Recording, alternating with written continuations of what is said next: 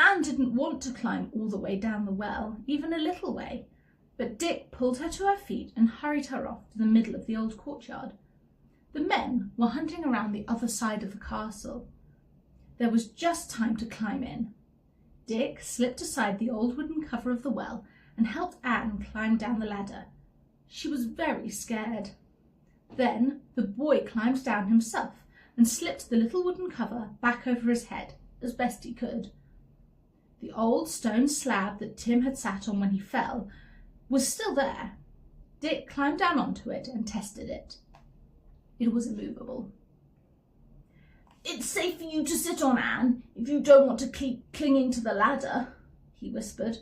So Anne sat shivering on the stone slab across the well shaft, waiting to see if they were discovered or not.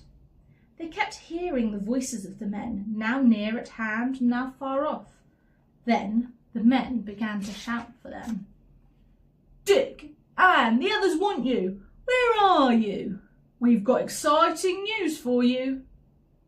"Well, why don't they let Julian and George come up and tell us then?" whispered Dick. "There's something wrong. I know there is. I do wish we could get Julian and George and find out what has happened." The two men came into the courtyard.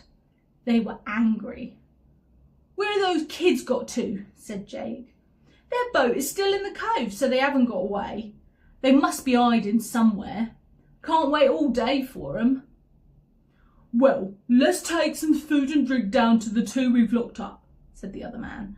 "There's plenty in the little stone room. I suppose it's a store the children brought over. We'll leave half in the room so that the other two kids can have it, and then we'll take their boat with us so they can't escape." "Right," said Jake.